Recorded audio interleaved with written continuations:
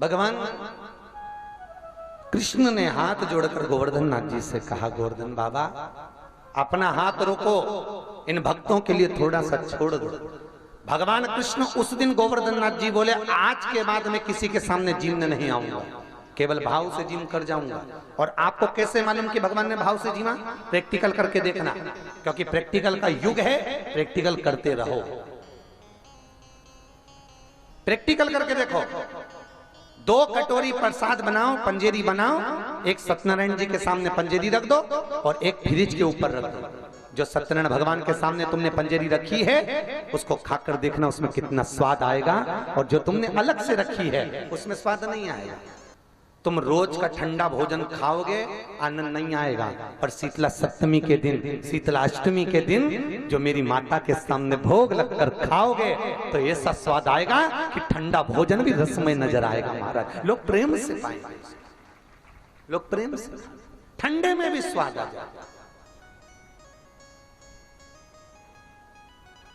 प्रेम से जो भगवान के सामने रखा वो भगवान ने स्वीकार किया। दुर्योधन के यहाँ के मेवे छोड़कर भगवान विदुरानी के घर में केले के छिलके खाया था। बोलो सही है? केले के छिलके। विदुर जी ने विदुरानी से कहा था भगवान आएंगे हो? विदुरानी ने पूछा था भगवान आएंगे? हाँ। तो अपने यहाँ बैठने की तो जगह ही नहीं है, भगवान को काहे पे बिठाएंगे? तो विदुर जी ने कहा था एक नया पलंग बनवा ले। नया पलंग। आज के जमाने में तो प्लाई का पलंग होता है, पहले 4 लकड़ी की पाटी होती थी, उसमें निवाड़ रस्सी लगी होती थी। नया पलंग बनवाया विदुर जी। विदुरानी को दिया ये नया पलंग ले। विदुरानी ने नया पलंग रख दिया। भगवान आ गए, आज विदुर जी नहीं थे। दरवाजा बजाया, विदुरानी ने दरवाजा खोला। भगवान को देखकर विदुरानी की सुध चली गई, भूल गई शुद्धता। विदुरानी एकदम स्तुप्त हो गई भगवान को देख, स्तुप्त। आओ प्रभु बैठो। अब जो नया पलंग विदुरानी ने बनवाया था वो तो खड़ा ही है, और जो पुराना पलंग था जिसकी रस्सी को मुंद्रा ने 14 जगह से कतर दिया था, वो पलंग पुराना विदुरानी ने बिछा दिया। भगवान से बोली बैठो। भगवान बोले इस पे? विदुरानी बोली नया है। भगवान मन में सोचे नया ऐसा है तो पुराना कैसा होगा? विदुरानी बोली बैठो। भगवान कहे बैठना तो पड़ेगा। और 4 पाटी थी लकड़ी, उस लकड़ी पर भगवान बैठ गए। विदुरानी बोली अंदर खसक के बैठो, तुम्हारे लिए नया बनवाया है। अब भगवान जैसी अंदर खसके तो पूरी रस्सी एक साथ टूट गई, भगवान ही अंदर भरा गया। पांव उधर भगवान इधर, ऐसे भराए अंदर। विदुरानी पूछ रही कैसा आनंद आया? भगवान बोले ऐसा लग रहा है जैसे 100 किलो कपास पे बैठा।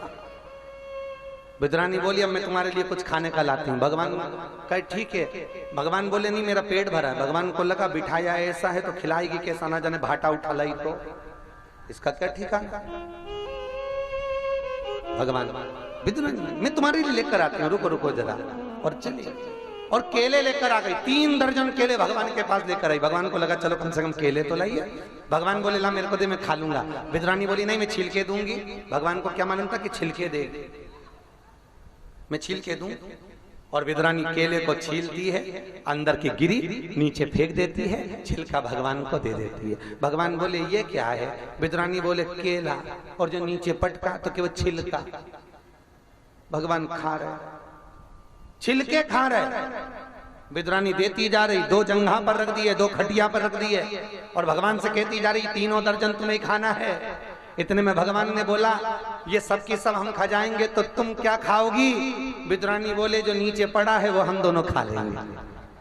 भगवान बोले गजब गजब। भाव अगर निर्मल है तो भगवान मिलता, वो मिलेगा। और दुर्योधन के मेवा त्यागे, साग भी दूर घर खाई, सबसे ऊंची प्रेम सगाई। भाव अगर निर्मल है, आपको पहले भी कथा में कहा था 3 मित्र जिंदगी बर्बाद कर देते हैं। पहला ताली, दूसरा थाली, तीसरा प्याली। अगर जो इनसे बच गया, प्रशंसा करने वालों से बच लो, होटल में खिलाने वालों से बच लो और मैं खाने वालों से पिलाने वालों से बच लो, जिंदगी सार्थक हो जाए, जीवन सवर जाए। भगवान की भक्ति मुक्ति का केंद्र निश्चित करती है। जो भक्ति के मार्ग पर प्रशस्त हो गया, जो भक्ति के मार्ग पर पहुंच गया, फिर वो भटकता नहीं, फिर वो भटकेगा नहीं। फिर वही बात आ गई महाराज,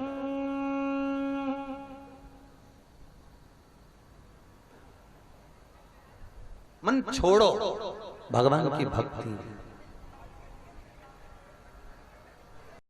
सबसे बड़ा रोग क्या कहेंगे लोग?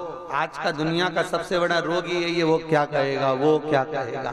आधे से ज्यादा लोग तो इस भजन में इसीलिए नहीं जा पाते, आधे से ज्यादा लोग तो कीर्तन में इसीलिए नहीं जा पाते,